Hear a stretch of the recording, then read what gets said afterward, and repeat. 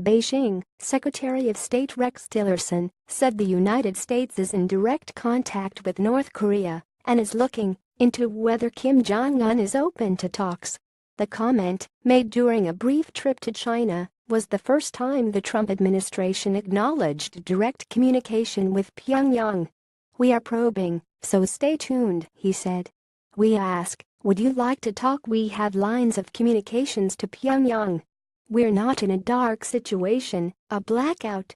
We have a couple, 3, channels open to Pyongyang. We can talk to them. We do talk to them," he said.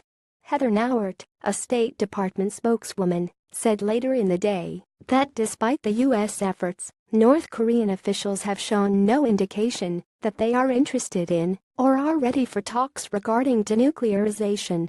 Tillerson's remarks came after a day of meetings with top Chinese officials, including President Xi Jinping, meetings that saw both sides strike a careful, conciliatory tone. The Secretary of State's day-long visit comes amid an escalating standoff over how to thwart Kim's nuclear weapons program. In recent weeks, the conflict has devolved to an exchange of insults and threats between the U.S. president and the North Korean dictator, prompting Chinese calls for restraint. Tillerson seems to have gotten that message.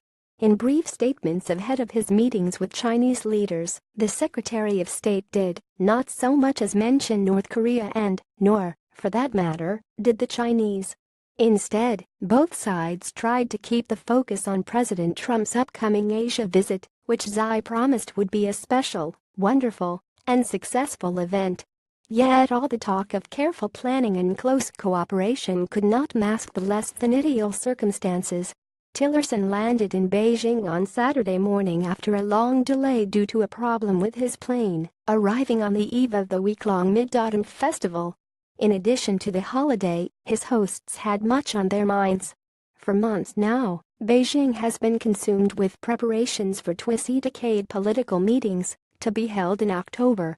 The focus on the 19th National Congress, as the meetings are called, means the Chinese leadership's interest in off-script moves from either Trump or Kim is lower than ever, and it already started pretty low. Though arriving late, Tillerson did the Chinese the favor of staying on message, saying nothing publicly that could embarrass them or signal new, unexpected moves. This is keeping with his style so far. On his first visit, in March, he surprised many China watchers by using some of Beijing's preferred talking points, mutual respect and win-win cooperation, in public comments. The question now is how Trump or Kim will chime in. Earlier in September, North Korea tested a nuclear bomb just hours before Xi delivered a keynote speech, stealing his spotlight. Then, as China's state news media struggled to keep the focus on Xi, Trump weighed in, tweeting that North Korea has become a great threat and embarrassment to China. Zheng Shuang, a spokesman for the Chinese Foreign Ministry, later called Trump's tweet unacceptable. Tillerson, perhaps trying to avoid that kind of scolding, ended his trip with a call for calm. "I think the most immediate action that we need is to calm things down," he said. "They're a little overheated right now. And I think we need to calm them down first." Asked whether Trump's tweets played a role, he switched the focus back to Kim. "I think the whole situation is a bit overheated right now.